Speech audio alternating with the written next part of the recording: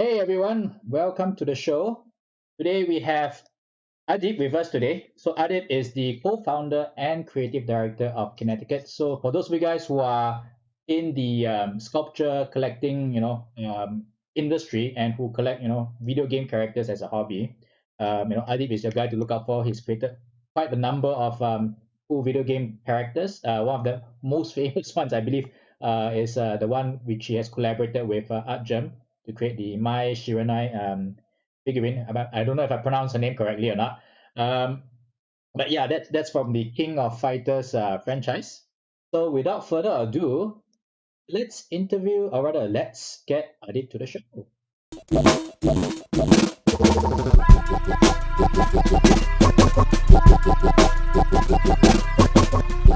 Today's topic is about charting a fulfilling art career. If you ever wanted to have a fulfilling art career, right, and you're trying to figure out how can you navigate through, your entire yeah, your education and which company to go to or what you want to do with your art career, feel free to ask us. Yeah. So yeah, Adib, yeah, how do you actually started out your whole career? Did you start off wanting to be a sculptor, or how did it all start? Okay, so I guess we can go back a bit, like how did I even get into so-called the doing art, anything related to art in the first place? Yes. Yeah, Mm-hmm. so I mean, I think for most artists, it's more like seeing, the usual case where, you enjoy drawing as a kid and, you're more inclined towards drawing and, rather than studying, you're more interested in, you're probably drawing on your textbook rather than listening to the teacher, right? Yeah. So, yeah, I was that kind of kid. And then, of course, we have like, you know, like all the classmates also is like when it comes to art class, nobody cares, but I'm the only one, being serious about it. So Mm-hmm. yeah, it's the usual story, I guess.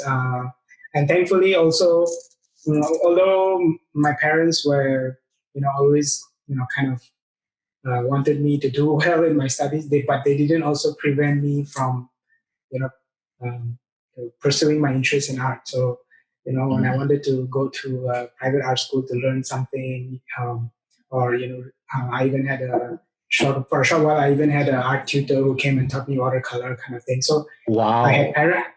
parents, who helped me, or at least encouraged, my interest in that aspect. So my dad, uh, he always felt that we should like pursue things that we are interested in. What's the point if you Beautiful. Wow, yeah. that's So really, really yeah, beautiful actually. so I was lucky in that aspect. And also, yeah. So I mean, since young, just like to draw in in even, of course, in my O levels, I also took up art and design. And um, not surprisingly, I did better in art than my actual physics, maths, and everything else. Yeah, but actually, I never knew what to do with it. It was just an interest and something that always excited me.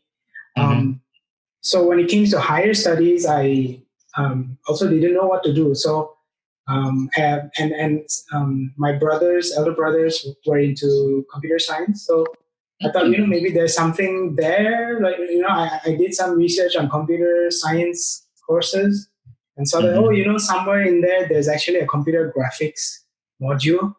And I thought Mm-hmm. for some reason that computer graphics module, which is actually programming for computer graphics, Mm-hmm. that I thought that, oh, there might be something related to computer art in there, right? Right, right, Didn't right, even right, know what is computer art or anything like that. So, right. um, so when I went into that course, I was like, oh, this is all programming and stuff. Well, like but I went through it and I thought, I maybe um, after when we get to the actual computer graphics module, I'll be getting to do art. Right? So Mm. after, and then what happened was that actually one of my programming teachers were talking about 3D animation, and I had no idea what that is, right? Mm. And when I first heard it, I was like, 3D animation, what's that? So at Mhm. that time, when we had 56K modems and whatnot, I went online and tried looking for 3D animation stuff. Mm-hmm. Oh wow, they must and that then must be tough, right? Because it's yeah, a dull modem, and internet was so damn slow then, right? yeah, and you have to wait for everybody to go to sleep so you can use the phone line to connect. So those were the times, man. So anyway, yeah. So when I found out about 3D animation, I was like, it was like a light bulb. I was like, holy crap! I've never seen this. You know, I was never exposed to this, and I saw it. I was like, oh my god, this is actually art. This is like people doing 3D modeling, doing the animation. So that's when I realized that I need, really wanted to study 3D animation. So when I started to pick up like 3D software, how to use them, and things like that on my own time. And then that's when I eventually realized that in order to study that field, I have to actually go overseas because I'm originally from Bangladesh. And back then, for sure, there was nothing of that sort, like 3D animation industry there or anything back then. So, I was looking for schools overseas to study. And then, of course, after some searching, doing some interviews at overseas schools, unfortunately, it was 2001 and then that's when 9/11 happened, and the US got stricter, the immigration got stricter overseas. So one of my brothers actually suggested, "Hey, why don't you go to Singapore and maybe they have schools there related to it." And then wow. And I took it advice and looked up some schools, and I came across LaSalle. So LaSalle School, which is currently known as LaSalle, last time it was known as LaSalle SIA. So I actually joined the school, the diploma program in animation. And that's how I got into, learning 3D animation. Of course, I was learning on my own a lot. And then also, while going through that school, I was, learning, and especially the first year of the school there, they go through a lot of basic stuff like sculpting, graphic design, video editing, art history, art theory. It was actually a lot of things, not exactly related to animation, but at the same time, it was really a good exposure for me to. I really admired I appreciated the art history and art theory classes and things like that. So it was quite good exposure. But then I was at the second year of um, this program where we went into the animation specialization. That's when I realized that the program is not exactly catered towards the industry level kind of work. It was more of a contemporary animation course. So that's when I ended up actually leaving my program, leaving the LaSalle SIA program and going to 3D Sense. So 3D Sense is another private school.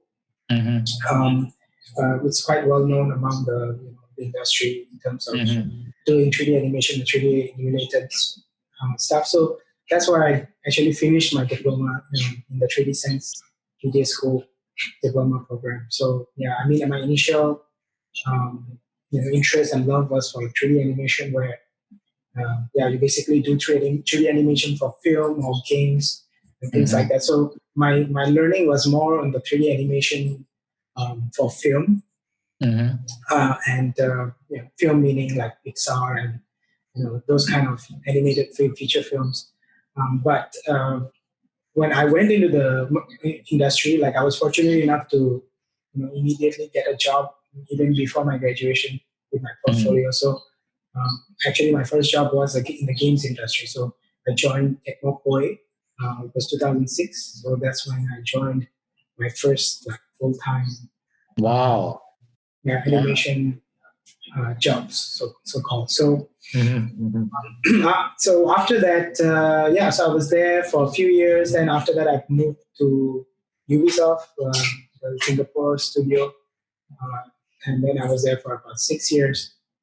So that's when things got a bit interesting because when I moved to Ubisoft, I've had like colleagues who are ex-colleagues now who were dabbling into sculpting and stuff. So I saw them do their work, and I've also in school had exposure to sculpting and medium, and also I thought, hey, every day we go to work and we do um, our job on the computer all the time. So why not do something more tangible in the physical? Do some sculpting. So I started picking up sculpting. Just off just for fun as a hobby after work hours. And next thing is like people. I posted my work online, and people started seeing it, and then they started asking me to do work for them, like basically freelance commission work, sculptures. So yeah, and then I was doing freelance private commissions for some individual collectors for a few years actually. So that's what was my initial start out in the sculpture side. And at the same time, I was working in Ubisoft. So it was like a day job and a night job kind of thing going on. So eventually, one of my like friends, partners, current partner, they were, we were just having lunch, and then we were saying that, hey, why don't we do something together and, you know, make characters that we like as sculptures and try to sell them or something like that. So I was thinking, it was just offhand. Suddenly we thought, hey, if you're going to make characters that we like, why don't we do it the most officially licensed way we can, like as an official studio that has the rights to these characters, right? Right. So yeah, so just that, like one afternoon we decided, okay, let's try and see how to do this. Like, how do you set up a studio? How do you register a business? How do you even get a license? But thankfully, we had connections in the video games industry because we worked in video games, right? So we had some way to get to the licensors, and then we set up the studio in 2014 March. And we managed to get in touch with Capcom to get the Street Fighter license. And the funny thing is, the first time we actually proposed to them, we didn't get the license. In fact, they rejected us. But thankfully, also at the same time, the people involved in licensing helped us, kind of guided us and said, oh, if you want to make a more solid proposal, how do you go about making more of a business proposal to get the license. So we actually did get on our second time, and there were four of us who kind of founded the company. So we got together, made the proposal, got the license, and then now so we initially started out with Street Fighter license, making sculptures. And speaking of sculpture, sometimes people are not really aware what kind of sculpture we're talking about. Are we talking about figurines? Are we talking about statues? So when it comes to the sculptures we were making, or we are making right now, are like limited edition, high-end statues. Meaning they're not exactly like your mass market PVC or plastics figurines. They're more like a high-end resin statues, which are limited edition. So that means we have limited editions being made worldwide. So once they're kind of sold out, they're like kind of not remade or reproduced.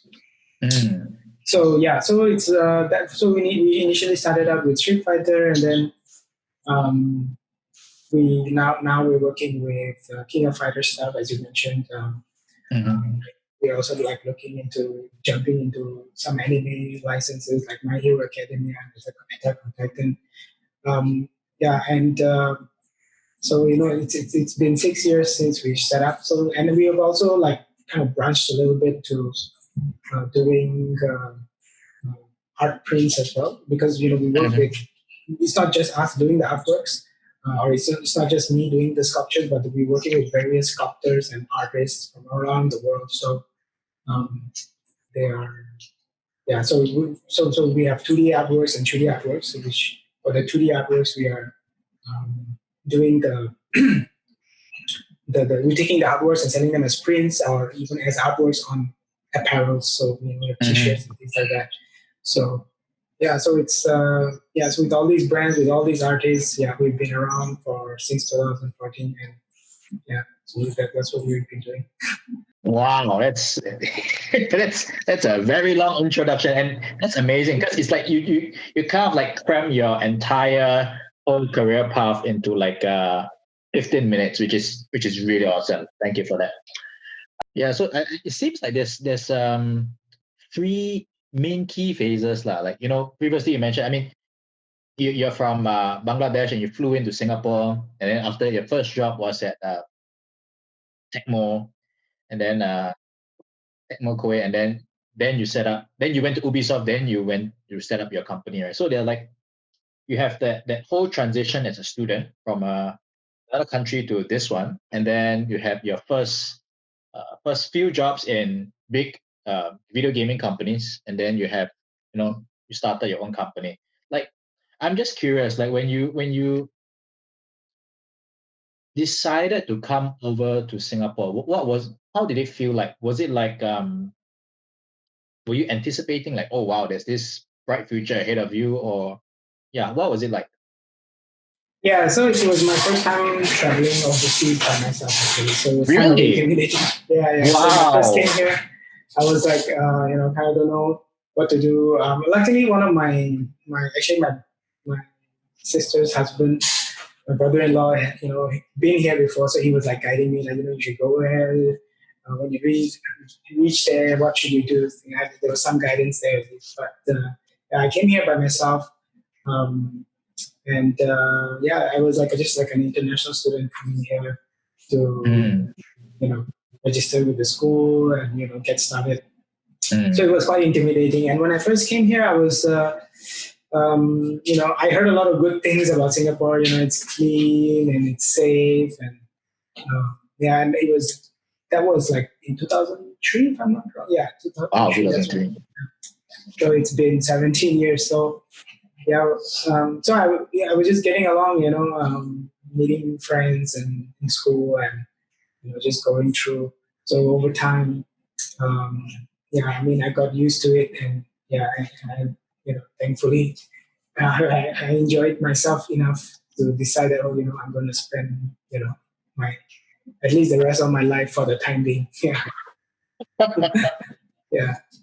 Right, right. So as a student, how was it like, studying in a local school and then realizing that, hey, this is not what I wanted to do because it's more like contemporary animation in a kind of like animation in a fine arts way rather than animation in the commercial slash video gaming kind of way.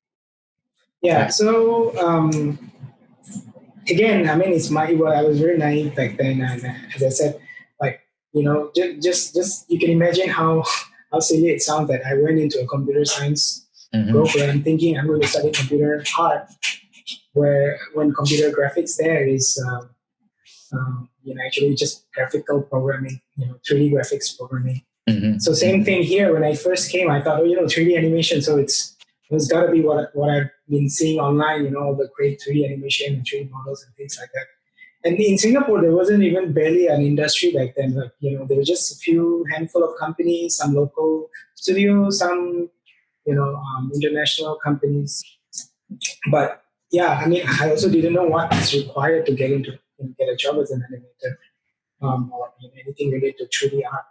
Mm-hmm. So as time went by, as I said, I was initially when I was in Assam, I was enjoying the multi-faceted foundation program. So that helped to get a lot of exposure. But when we went to the specialization, I realized, oh, actually the program is very contemporary, teaching more on the abstract art of things, or using animation to more on an abstract level rather than a practical industry level. So again, during a 3D software class in that program, one of the teachers who also teaches in 3D Sense was talking about what 3D Sense does in that program. So I was like, oh, actually that's the kind of animation I want to learn. So that's when I Mm. kind of started doing some research on 3D Sense. And 3D Sense at that time was just running their first batch.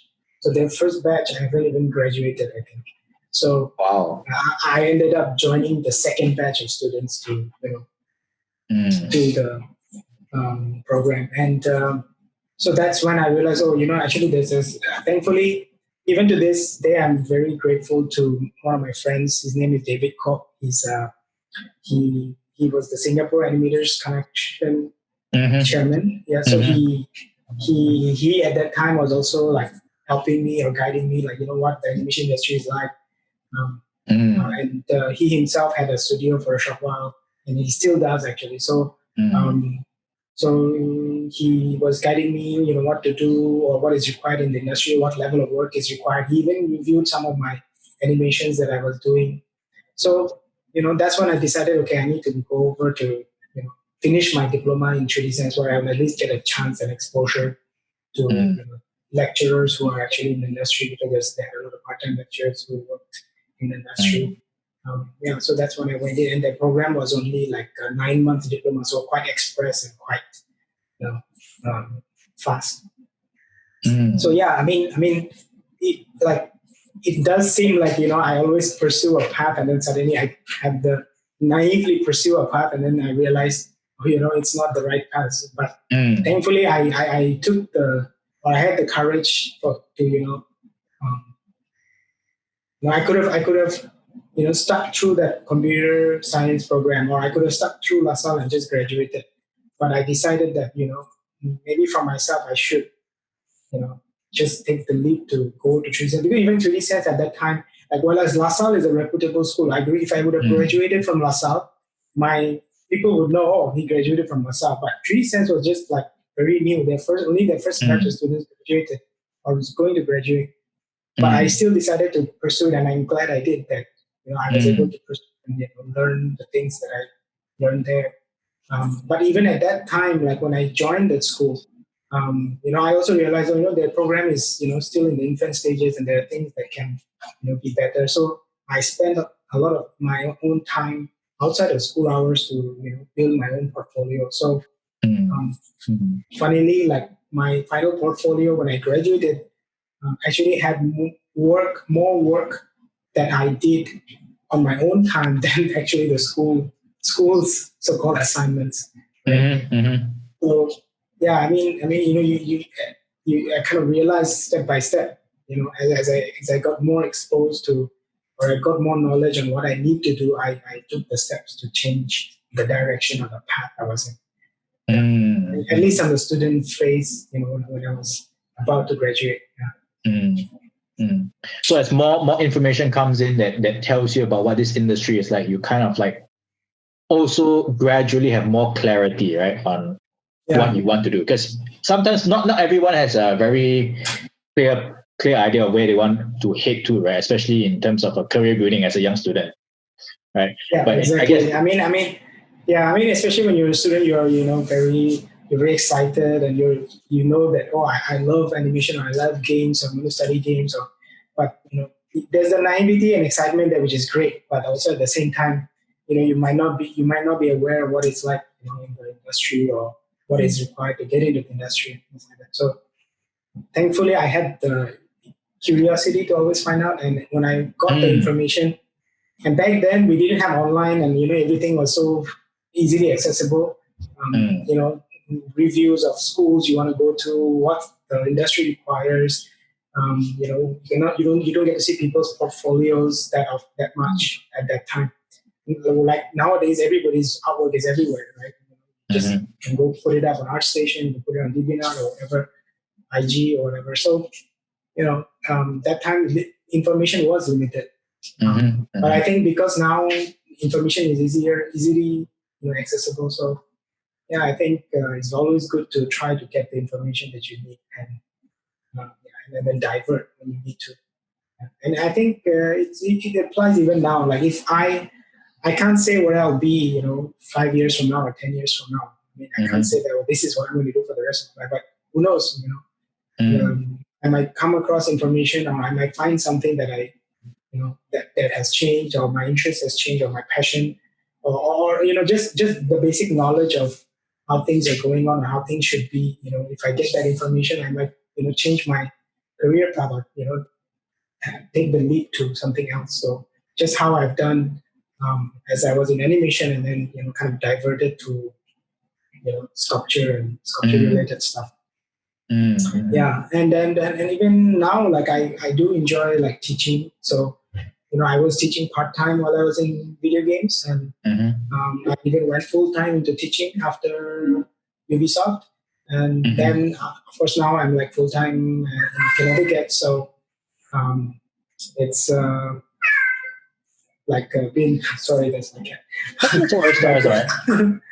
Yeah, so it's yeah, so just I still teach nowadays because I do enjoy teaching. So I wanted that to be part of my you know regular schedule, like a part-time teacher thing, because I enjoy sharing the knowledge that I know. Yeah, so it's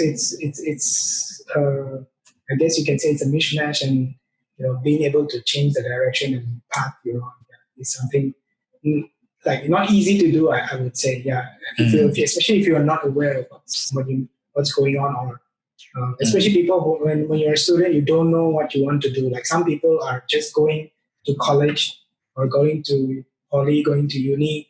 Maybe they have some inkling or an idea what they want to pursue, but it's more of an exploration and trying to find out. But I think once you know what it is that you want to do, or once you know, oh, that's the thing that I want, right?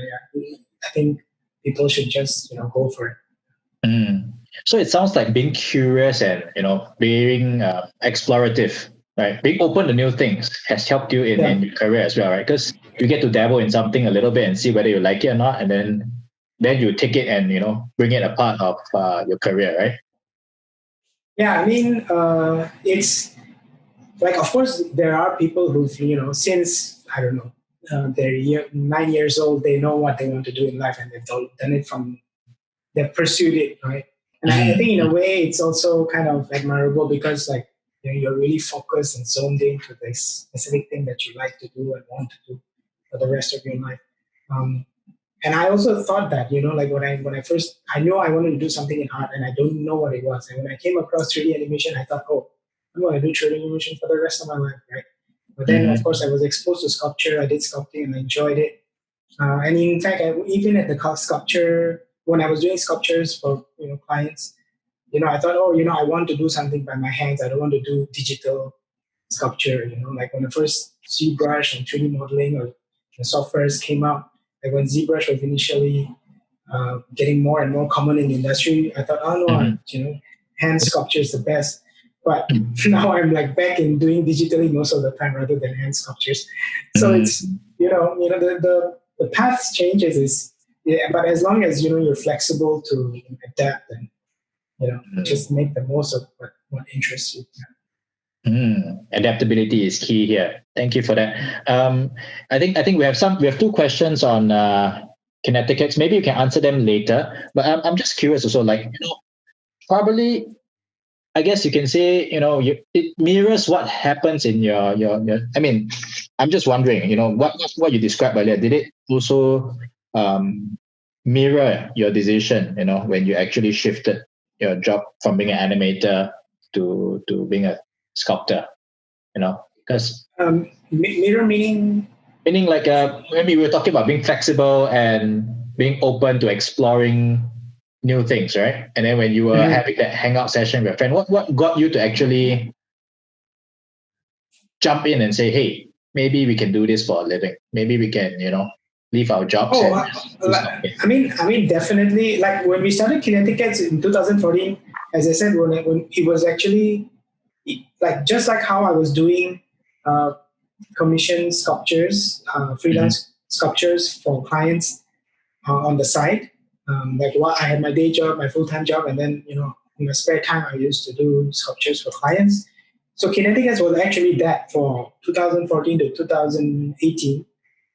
It was actually like a part-time thing. We all were like kind of doing things on our spare time, and I was an animator by day and then Kinetiquettes at night, right? So so it's like not an immediate switch, like, oh, let's do Kinetiquettes from the start and do full time. And in fact, when we set up Kinetiquettes, we didn't have the mindset that we're going to make a living out of it. I thought we want to make characters that we like and so let's just try to do it the right way, like get the license and do it. And making character sculptures of our favorite characters was the only goal. And making money was not at all in the picture. Like, of course, we need money to set up and do all that, but the whole point of doing, what we do is to, be able to do characters that we're excited about and we want to make sculptures of. But of course, one thing led to another. People saw our work. People, of course, being a business, it's not always smooth sailing. You have your ups and downs and learning process, and every mistake that you do, you learn and move, forward and improve.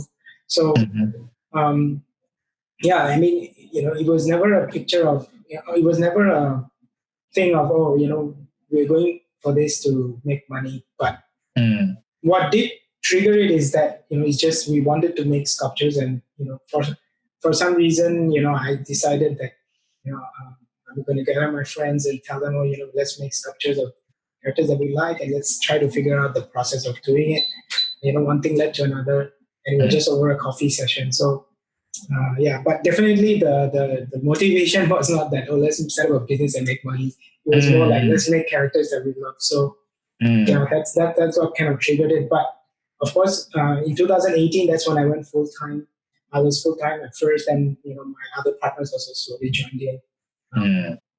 And yeah, so we're going along. I mean, again, setting up a business and doing that full time, being a self-employed person, is definitely not as stable as having a full-time job, right? So that's another thing. Like, some people are happy in their, full-time job and stable job, but, for us, it was also kind of, scary.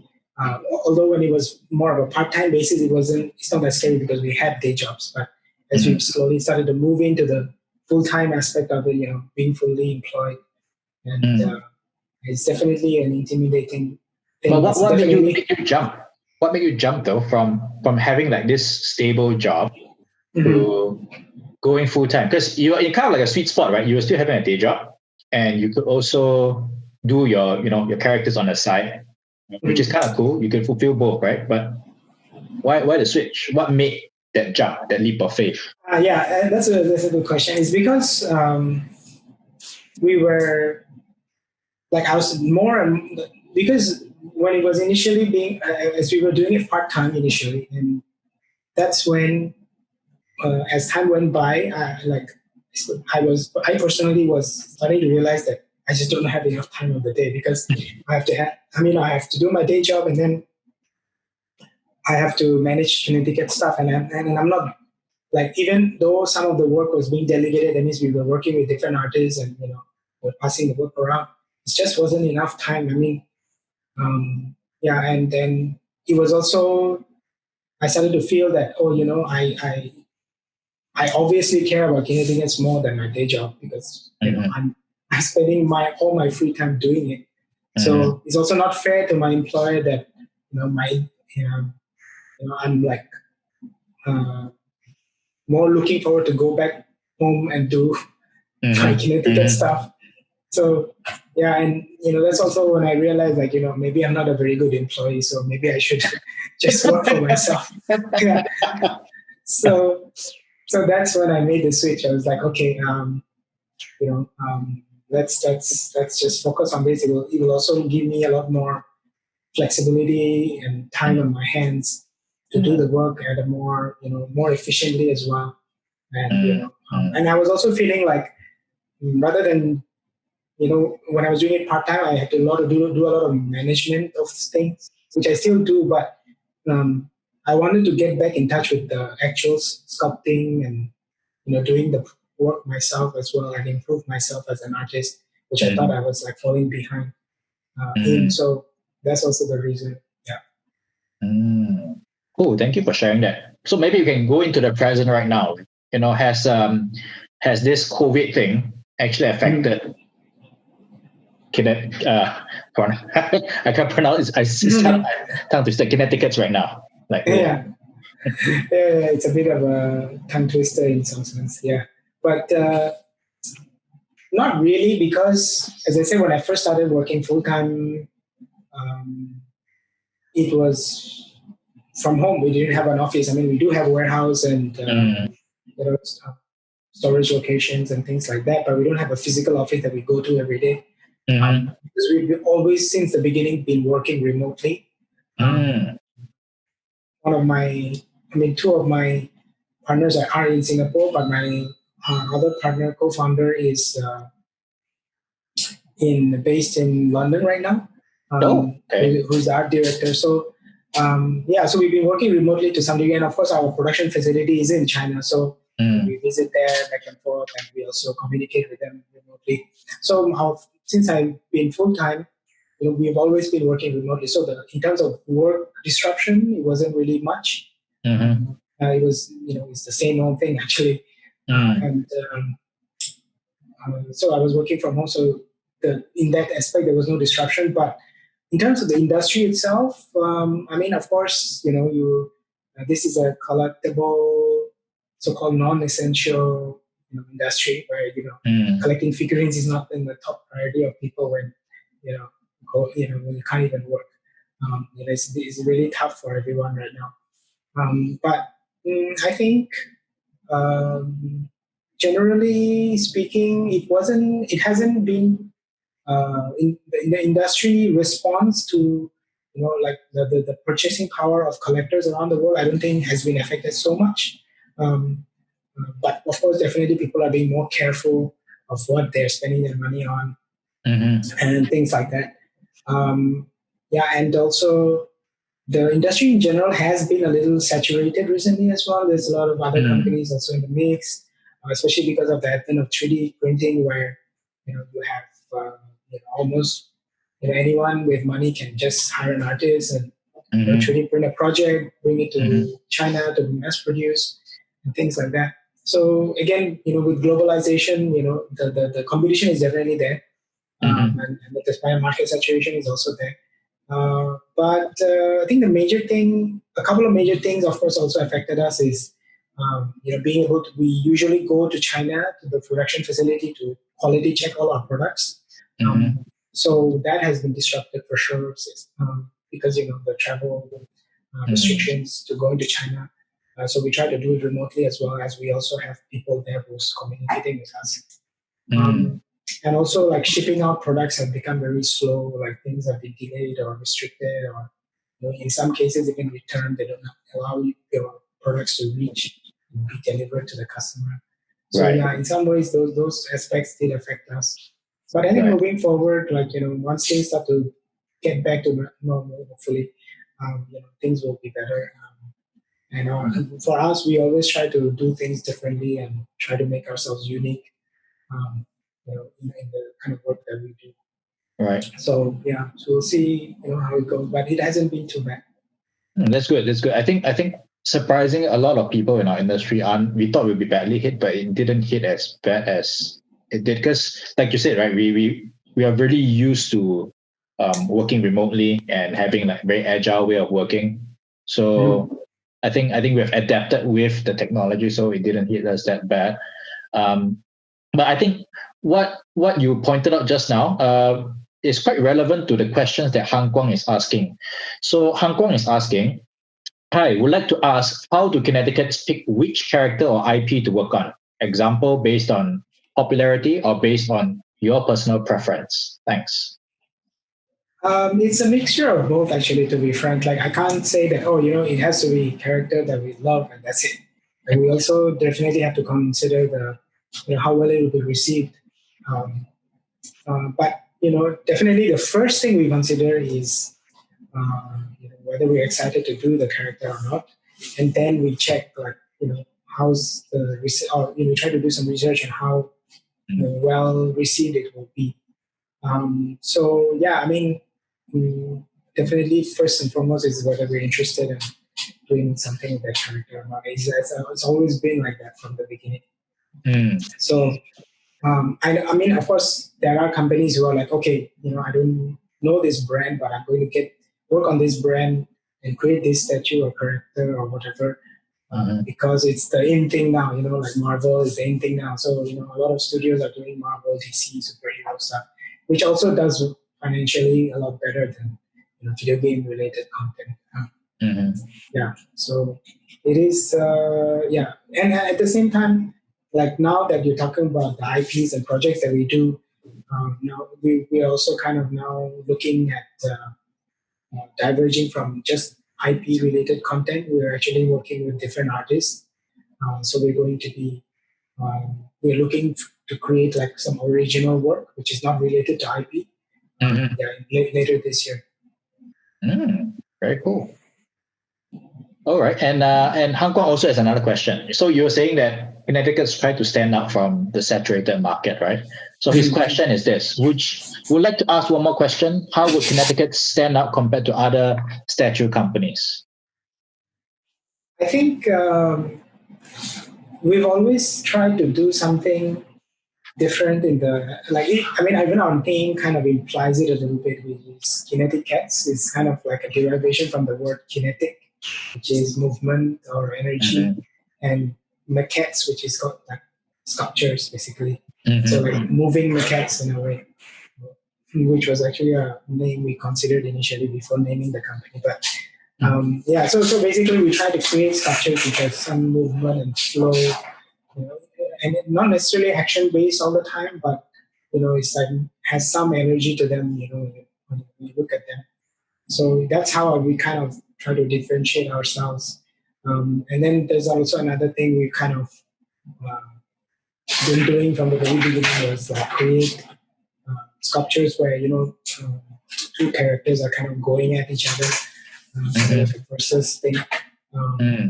Especially with the IPs that we work with, like Street Fighter and King of Fighters, they're fighting game characters that are supposed to fight each other. So Yeah. yeah, so it's not just so we try to do something in action and has some energy to it, or show characters dueling and things like that. Yeah, so which is not that common in the industry. Mm. Cool. Do you have a favorite project?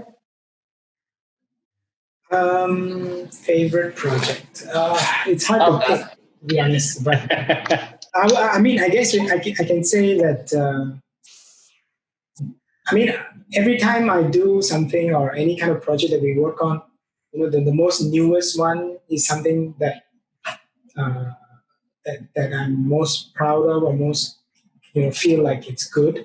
Like you always feel your newest project is the better one compared to the ones you did before. So, but of course, after a while, you realize, oh my god, why did I? It looks terrible. I want to fix certain things. But yeah, so I guess the newest work that I did, we recently announced that we're working with Art Germ, one of the most renowned artists out there, to create Street Fighter statues that we're going to showcase in the end of the year. Um, so it was so the first character is something that I got to work on, and like actually sculpt, and also under the supervision of Arjun himself. So yeah, I think that was one of my favorite projects. I mean, at least for now. So we'll see, what happens next. Yeah. Oh, very cool. I just transitioned the poster that you sent over. So keep a lookout Oh, for this space, guys, for the female fighters from Street Fighters in a collaboration with Art Gem with Connecticut.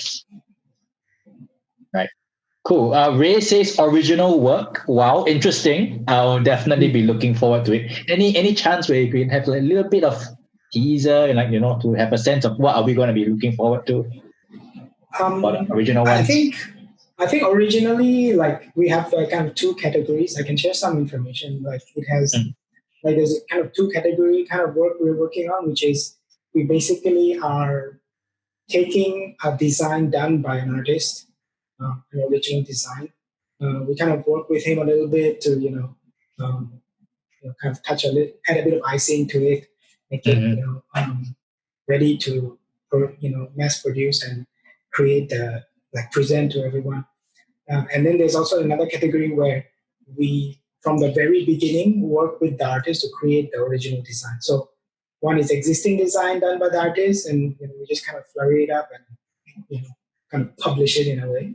And another one is where we're working with a number of artists to create an all new project, an all new design. Of course, taking into consideration the artist's strengths. Um, if an artist is very good with maybe creatures, then we're creating a design which is original creature design, things like that. So we're working with at least 5 artists right now, and we are going to, I guess, review more information, yeah, when we're ready. Wow. Really, really cool. I can't wait to see those stuff. Really cool. I'm also looking forward to seeing the reception. Like it's not of course IP sells more, but I hope like people will be more open to more original work as well. Yeah, because that will actually allow for more innovation to happen and more new stories to be told. Actually, because if it's always the same old reboot, it may get boring after a while. But I don't know. Maybe some people like it. To each their own. Oh, I've got another question though. For my end, like what are some of the challenges with regards to running, um, the business, right? Because you're struggling now to be an artist and a business person at the same time. What is the struggle Yeah. like for you? Yeah, as I was saying, like my initial definitely had this struggle was very kind of strong when we were doing it part time or when I was like having a day job. Mm-hmm. And now it's not as bad. I mean, there's still a lot of projects to manage. You have to manage projects, you have to manage artists, you have to manage relationships with I mean, previously it was just the licensors, the companies that you work with, Mm-hmm. and then also submitting things for approvals because of course when you work with an IP you have to submit things for approval, this and that, Mm-hmm. and then also doing sculptures. I mean, doing the work myself as well, working Mm-hmm. with the team to go back and forth. So now it's the managing is a little easier. Um, but definitely it's a mixed bag, so it's not just focused on business side or it's not just focused on artistic side. It's a mix and mash of things. So being full-time definitely helped with that because if I was having a day job it would almost be impossible. And and that's also why now like I'm trying to you know um, keep the balance as much as possible because I definitely want to like improve myself as an artist, and Mm-hmm. not get out of touch with the artistic side Mm-hmm. because that's the whole reason I'm doing what I'm doing. Mm-hmm. Yeah. So, but of course, at the same time, running a business, you have to manage a lot of things as well. And thankfully, I have like partners who are more, who are capable and helping a lot. So, without them, yeah, I would be like, yeah, I would Mm-hmm. definitely not have the better time management that I do have now. So it sounds like you have a team to support you and to distribute the workload a little bit so you can kind of like balance things out. But do you follow a tight regime like I got to follow a very schedule or a very strict timetable to help you carve out time, or do you intentionally say, hey, you know what, I'm just going to spend X amount of hours to sculpt, regardless of how busy I am? Because some artists do that and they think it's effective in helping them stay sharp in their craft. Yeah, I mean, I do try to carve out a little bit of time, um, like at the end of the day, at night, to do Mm-hmm. some self practice, and not necessarily related to work. But of course, if Mm-hmm. I'm doing a project, I kind of use it as a dual edged sword. So meaning, um, I'm doing the project, and at the same time, kind of keep honing my artistic skills through the project. All So right. if I'm not working on a project, then I don't have the opportunity to work on a project. Then I will be like, oh, okay, I'll carve out a specific an hour or two at the end of the day to practice something. Um, yeah, but in terms of my regime, it's like daily regime kind of thing.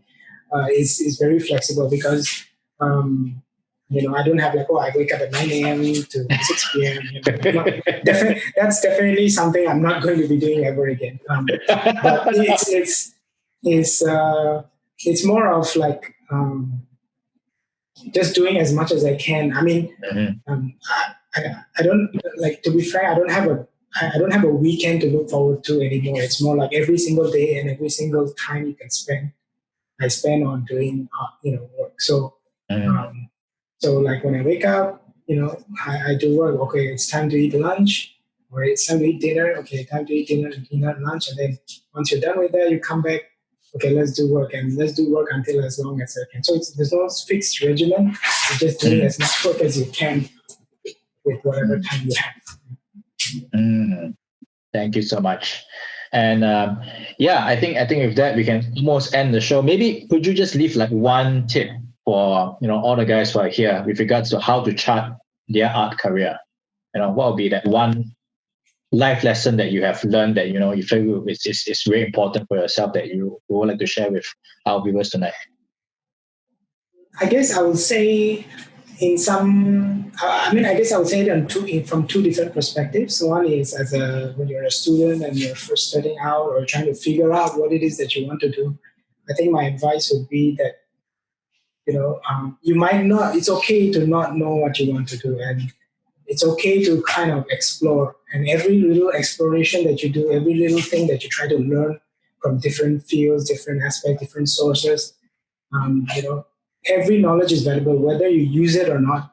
You never know when you will use it, or even if you never get to use it, it's still knowledge. Knowledge is the most powerful thing you can have, and you expose yourself, you keep learning, whether you use it or not, whether anything comes out of it or not, you still do it. And as long as you're learning, as long as you're enjoying the learning process, you just keep going. And you never know when you find something that you really love, it will automatically click to you that you want to do this, in the long term, or mid, at least mid to long term. So once you find it, it will come to you. Or even if you never find it, it's fine. You're still gaining knowledge. You're still learning. As long as you enjoy the process, that's the most important thing. And the other advice would be for people who are already in the industry or who has been having a career in a certain aspect in the industry, whichever industry, video games, film, or any related art related industry, is that I think sometimes which I've been guilty of myself is that sometimes we get comfortable where we are, our day job, it's the work that we do, we enjoy the job. If you learn new things at the job, it's good, it's great, it's motivating. But at the same time, sometimes you forget, that as an artist, you cannot never realize you always have to keep looking forward to the next thing or things or ways to improve yourself, because sometimes we even forget what our shortcomings are, because you do a daily job that has a specific routine and a specific type of things you continuously do. So I guess I guess as artists we should always try to learn new things and expose ourselves to different types of artworks. You just give it a try. Like if you just have the curiosity and don't never settle. And you never know. Like you might find something more fulfilling than what you're doing now. I mean, of course, there's nothing wrong with doing the same thing over, and that's what makes you happy. As long as you're happy, it's um, you know, YOLO. Like you just do what you're happy with, and do what satisfies you. But I think as artists, we just should be a little bit conscious that let's try to do something different. Let's try to find out what I'm good at and what I can improve on, and not just what I'm asked to do at my job. So. So it's going above and beyond the job, man. Just sharpening the saw for professional artists. Yeah, for those pros. Yeah, I think this I think also applies to students. Like, don't just do what the school tells you. Don't just do the assignments. Do more. Like that's how you get better than the others. Or it's not a competition, but at the same time, you want to improve yourself. Everything that you do has to be an improvement. If you see the improvement, becoming or stagnating or something, that's when you know that you're actually not, pushing yourself. So get out of your comfort zone and do that. It applies both to students and professions. Get out of your comfort zone and do things, differently, or push yourself to find your weaknesses. If you're because some people are like, I don't want to find out my weaknesses. My weaknesses be weaknesses. But actually, if you tackle your weaknesses, you become stronger. You become better. And it's more fulfilling. Finding out, I used to suck at this, but now actually I'm quite capable. Yeah. So, and of course, once you're capable, opportunities also come your way. So. Oh, thank you for that. That's some wonderful advice. So with that, guys, that'll be the end of tonight's show. So thank you, Adeeb, for coming on today. Thank you so much. And thank you for your time. So for those of you guys who are interested in collecting video game collectibles, please, head over to Kinetiquettes and, check out their list of statues there. If you guys are interested in buying one, please give Adeeb your support. Small businesses like ours always need the support of folks like like us, like artists, right, to support the industry, to keep our company and keep our work going, right? So, yeah, please do give us support.